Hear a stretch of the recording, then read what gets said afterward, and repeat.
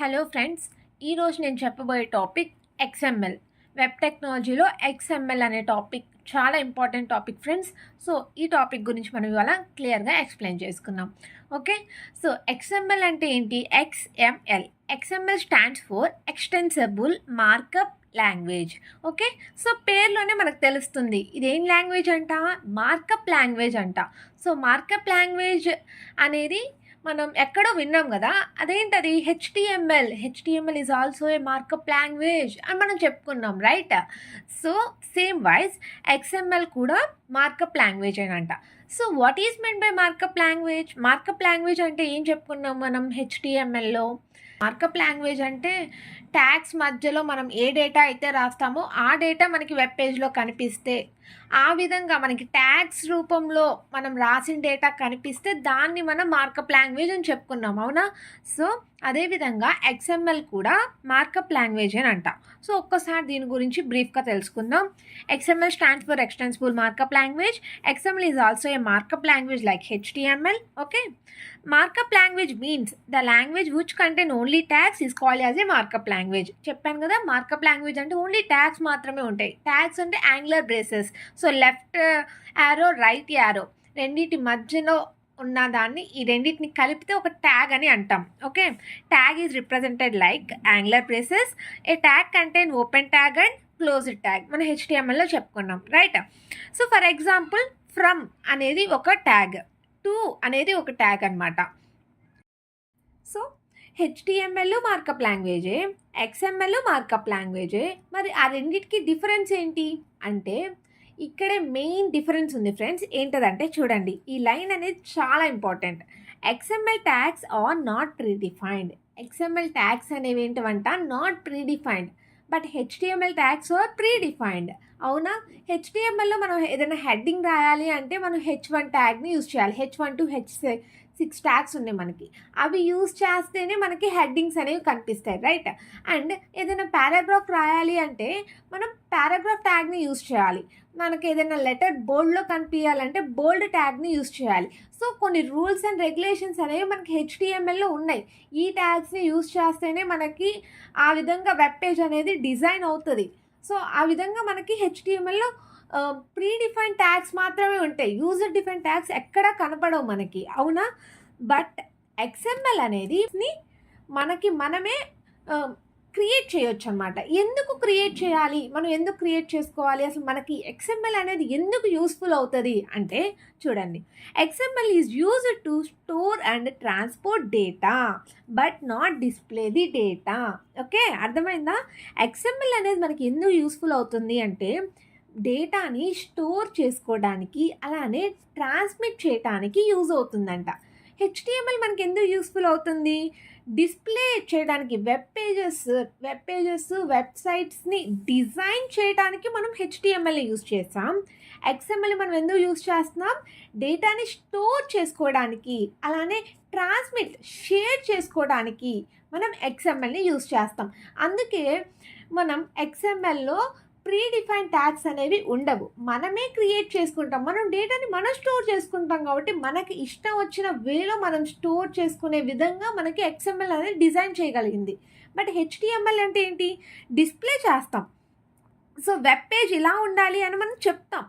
So ఆ విధంగా మనకి డిస్ప్లే చేయటం అంటే ఒక ప్రాపర్ వేలో ఉండాలి కాబట్టి మనకి ప్రీడిఫైన్ ట్యాగ్స్ అనేవి హెచ్టిఎంఎల్లో ఉన్నాయి అన్నమాట. ఓకేనా?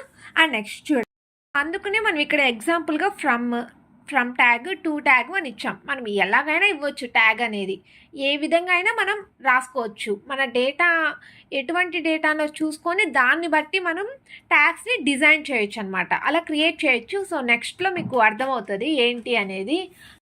And next point, XML does not do anything. So XML మనకి ఏమీ చేయదంట, ఎటువంటిది డిస్ప్లే చేయదు, ఎటువంటి వెబ్ పేజెస్ని క్రియేట్ చేయదు. ఓకే, ఇదేమి చేయదు. ఏం చేస్తుందంట? డేటాని స్టోర్ చేస్తుంది అండ్ ట్రాన్స్మిట్ చేస్తుంది, అంతవరకే చేస్తుంది. కానీ ఎటువంటి ప్రజెంటేషన్స్ని, ఎటువంటి డిజైన్ చేయటం, వెబ్ పేజెస్ని డిజైన్ చేయటం అనేది చేయదు. Okay, XML is a self descriptive language అని మనం ఎందుకు అన్నాం? And next, XML is a self descriptive language. Self descriptive language అంటే ఏంటంటే సెల్ఫ్ డిస్క్రిప్టివ్ అంటే మనకి మనమే ట్యాగ్స్ని క్రియేట్ చేయడాన్ని మనం సెల్ఫ్ డిస్క్రిప్టివ్ అని అంటారనమాట. మనకి మనం ఓన్గా ట్యాగ్స్ని క్రియేట్ చేయటం దాన్నే మనం సెల్ఫ్ డిస్క్రిప్టివ్ లాంగ్వేజ్ అంటారు. Okay, and next was design to both human and machine readable. XML language can be understand both human and machine. So XML language అనేది హ్యూమన్కి అలానే మిషన్కి ఇద్దరికి అండర్స్టాండబుల్ అయ్యేలాగా మనం XMLని డిజైన్ చేస్తాం అన్నమాట. Okay, and next XML is platform independence and language independence. Okay, XML అనేది platform independence and language independence. Platform independence అంటే ఏంటి, మనం ఎటువంటి దానిలో అయినా మనం రన్ చేయొచ్చు, లైక్ ఎక్కడైనా కానీ మనం రన్ చేసేదాన్నే ప్లాట్ఫామ్ ఇండిపెండెన్స్ అంటారు. అలానే లాంగ్వేజ్ ఇండిపెండెన్స్ అనమాట. Okay, and next XML save with name .xml.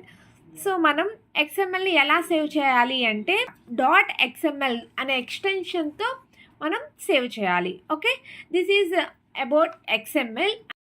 So మీకు క్లియర్ ఐడియా వచ్చింది కదా XML అంటే. సో ఒక్కసారి రివిజన్ చేద్దాం. XML stands for extensible markup language.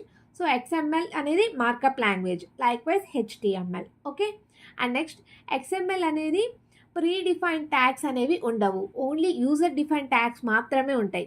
దాన్నే మనం సెల్ఫ్ డిస్క్రిప్టివ్ లాంగ్వేజ్ అని అంటారు. ఓకే, సెల్ఫ్ డిస్క్రిప్టివ్ లాంగ్వేజ్ అంటే ప్రీ డిఫైన్ ట్యాగ్స్ అనేవి ఉండవు, ఓన్లీ యూజర్ డిఫైన్ ట్యాగ్స్ మాత్రమే ఉంటాయి. సో మనము ఓన్గా క్రియేట్ చేస్తాము ట్యాగ్స్ని. ఓకే, అండ్ నెక్స్ట్ ఈ XML అనేది హ్యూమన్కి అలానే మిషన్కి ఇద్దరికి అండర్స్టాండబుల్ అయ్యేలాగా మనం XMLని డిజైన్ చేసాం. So that is the 4th point. And 5th point ఏంటంటే it is the platform independence and language independence. XML అనేది ప్లాట్ఫామ్ ఇండిపెండెన్స్ అలానే లాంగ్వేజ్ ఇండిపెండెన్స్. అండ్ ఈ XMLని మనం ఎలా సేవ్ చేయాలి అంటే .xml అనే ఎక్స్టెన్షన్తో మనం సేవ్ చేస్తాం. సో XMLని మనం ఎలా సేవ్ చేస్తాం, .xml. ఓకే, సో ఇది మనకి XML అంటే. ఓకేనా, సో ఇప్పుడు మనం స్ట్రక్చర్ ఆఫ్ XML చూద్దాం. ఓకేనా, సో బేసిక్ స్ట్రక్చర్ అనేది ఉంటుంది కదా XMLకి HTML లాగానే. సో ఆ బేసిక్ స్ట్రక్చర్ ఏంటో మనం చూద్దాం. ఓకే, స్ట్రక్చర్ ఆఫ్ XML చూద్దాం. సో XML స్ట్రక్చర్ ఎలా ఉంటుందంటే, సో ఇలా అయితే ఉంటుంది. మీకు ఇది చూస్తే అర్థం కాదు, దీని యొక్క ఎగ్జాంపుల్ చూస్తేనే మీకు క్లియర్గా అర్థమవుతుంది. ఒకసారి చూడండి. సో ఫస్ట్ లైన్ అనేది $XML version is equal to 1.0 encoding UTF-8 అనే ఒక ట్యాగ్ అయితే యూజ్ చేస్తాం. ఇది ఫస్ట్ లైన్ మాత్రం ఇదే ట్యాగ్ ఉండాలి ఫ్రెండ్స్. అండ్ నెక్స్ట్ మొత్తం కూడా మనకి రూట్ ట్యాగ్, చైల్డ్లో సబ్ చైల్డ్ ఉంటే ప్రతి ట్యాగ్కి కూడా ఓపెన్ ట్యాగ్ ఉండాలి, అలానే క్లోజింగ్ ట్యాగ్ అనేది ఉండాలి. సో చూడండి, ఇక్కడ రూట్ ట్యాగ్ ఓపెన్ చేసాం అండ్ రూట్ ట్యాగ్ని క్లోజ్ చేసాం. ఇక్కడ చైల్డ్1 ట్యాగ్ని ఓపెన్ చేసాం, అలానే చైల్డ్1 ట్యాగ్ని క్లోజ్ చేసాం. వీటి మధ్యలో సబ్ చైల్డ్ని ఓపెన్ చేసాం, క్లోజ్ చేసాం. సో ఇదేంటంటే బేసిక్ XML స్ట్రక్చర్. సో ఇది ఇలా చూసి మీకు అర్థం కాదు. సో ఒక ఎగ్జాంపుల్ తీసుకొని చెప్తేనే మీకు ఒక క్లియర్ అండర్స్టాండింగ్ వస్తుంది. సో నేను ఇప్పుడు మీకు ఎగ్జాంపుల్ తీసుకొని క్లియర్గా ఎక్స్ప్లెయిన్ చేస్తాను. ఒక్కసారి చూడండి. So example for XML. Okay, first of all మనం XMLని ఈ లైన్తో మనం రాస్తాం. ఓకే, అదేంటది, $XML version equal to 1.0 and encoding equal to UTF-8 ఇలా రాసి క్వశ్చన్ మార్క్ పెట్టి ట్యాగ్ని క్లోజ్ చేయాలి. సో ఇలా అయితే మనం ఫస్ట్ లైన్ రాస్తాం. ఫర్ సపోజ్ మనం XMLని ఎందుకు యూజ్ చేస్తాం ఫ్రెండ్స్, XML అనేది డేటాని స్టోర్ చేయడానికి అలానే ట్రాన్స్ఫర్ చేయడానికి యూజ్ చేస్తాం. సో డేటాని మనం ఎలా స్టోర్ చేయాలి, ఇప్పుడు నేను స్టూడెంట్ డేటాని స్టోర్ చేయాలి అనుకుంటున్నాను. ఓకేనా, ఒక స్టూడెంట్ డేటాని స్టోర్ చేయాలి అంటే సో ఫస్ట్ ఆఫ్ ఆల్ మనం స్టూడెంట్ అనే నేమ్ని రాసుకుందాం, అది రూట్ ట్యాగ్ అయిపోయింది అనమాట. ఓకే, సో స్టూడెంట్ డేటాని రాసుకుంటున్నాం కాబట్టి స్టూడెంట్ అనే ఒక ట్యాగ్ని నేను ఓపెన్ చేశాను. ఇది మనకి యూజర్ డిఫైన్ ట్యాగ్, మనం ఎటువంటి ట్యాగ్నైనా మనం క్రియేట్ చేసుకోవచ్చు అనమాట. సో ఇది స్టూడెంట్ డేటాని నేను రాయాలి అనుకుంటున్నాను కాబట్టి స్టూడెంట్ ట్యాగ్ని ఓపెన్ చేశాను అండ్ లాస్ట్ ఎండింగ్లో స్టూడెంట్ ట్యాగ్ని క్లోజ్ చేయాలి. ఓకే, సో స్టూడెంట్ ట్యాగ్ని క్లోజ్ చేసాం. ప్రతి ట్యాగ్కి ఓపెన్ ట్యాగ్ ఉంటుంది, అలానే క్లోజ్ ట్యాగ్ అనేవి ఉంటుంది. సో స్టూడెంట్కి ఎటువంటివి ఉంటాయి క్యారెక్టరిస్టిక్స్, స్టూడెంట్ యొక్క నేమ్ ఉంటుంది, అవునా? సో స్టూడెంట్లో నేమ్ అనే ట్యాగ్ని ఓపెన్ చేశాను. ఆ నేమ్ మనం రాస్తాం. ఫర్ సపోజ్ మనం నేమ్ వచ్చేసరికి రాము అని ఇద్దాం. ఓకే, సో రాము అండ్ నేమ్ని క్లోజ్ చేయాలి. సో నేమ్ ట్యాగ్ని క్లోజ్ చేసాం. అండ్ నెక్స్ట్ ఇంకేముంటవి, స్టూడెంట్ యొక్క రోల్ నెంబర్ ఉంటుంది, అవునా? సో రోల్ నెంబర్ అనే ట్యాగ్ని ఓపెన్ చేసాం. రోల్ నెంబర్ 1 అనుకుంటే రోల్ నెంబర్ని క్లోజ్ చేద్దాం. ఓకే, అండ్ నెక్స్ట్ ఇది అండ్ ఇంకా స్టూడెంట్కి ఇంకేమేమి ఉంటాయి డీటెయిల్స్, డేట్ ఆఫ్ బర్త్ ఉంటుంది. సో డేట్ ఆఫ్ బర్త్ అనే ట్యాగ్ని ఓపెన్ చేద్దాం అండ్ సంథింగ్ డేట్ వేయండి, 21/7 అదే జూలై 2005 వేసుకుందాం. Okay, and next date of birth ట్యాగ్ని క్లోజ్ చేయాలి. అండ్ ఇంకేమేమి ఉంటాయి స్టూడెంట్ యొక్క డీటెయిల్స్ అండ్ స్టూడెంట్ యొక్క క్లాస్ ఉంటుంది, అవునా? So student class for suppose 5th class అనుకుందాం. ఓకే, క్లాస్ ట్యాగ్ని క్లోజ్ చేద్దాం. Okay, and next okay address రాద్దాం. అడ్రస్ ఏదో రాయండి అండ్ అడ్రస్ ట్యాగ్ని క్లోజ్ చేసాం. ఇంకా స్టూడెంట్ యొక్క పేరెంట్ నేమ్స్ ఉంటాయి. సో పేరెంట్ అని చెప్పి ఏదో ఒకటి రాయండి అండ్ పేరెంట్ క్లోజ్ చేస్తాం. అండ్ అలానే స్టూడెంట్ ట్యాగ్ని క్లోజ్ చేస్తాం. సో ఇది ఒక స్టూడెంట్ డీటెయిల్స్. సో దీన్ని మనం స్టోర్ చేయాలనుకుంటున్నాం. సో ఇలా మనం స్టోర్ చేయొచ్చు అనమాట. లాస్ట్లో మనం సేవ్ ఎలా చేస్తాం, సేవ్ ఎలా చేస్తాం, ఇది స్టూడెంట్ డీటెయిల్స్. ఎవరి డీటెయిల్స్, రాము డీటెయిల్స్. సో నేను ramu.xmlతో మనం సేవ్ చేయొచ్చు. సో ఇప్పుడు ఒక డేటాని స్టోర్ చేసుకున్నాం. స్టూడెంట్ యొక్క name Ramu role number 1, date of birth, class, address, parents, వీళ్ళ డీటెయిల్స్ని మనం స్టోర్ చేయడానికి ఈ XMLని యూజ్ చేసుకొని మనం స్టోర్ చేస్తాం. సో ఈ విధంగా మనం సింటాక్స్ అనేది రాయాలన్నమాట. ఓకేనా? సో ఇక్కడ స్టూడెంట్ అనేది రూట్ ట్యాగ్ అవుతుంది. సో ఏం చెప్పాను ఇక్కడ, నేను రూట్ ట్యాగ్ అని చెప్పాను, అవునా? సో ఇక్కడ స్టూడెంట్ అనేది రూట్ ట్యాగ్ అవుతుంది.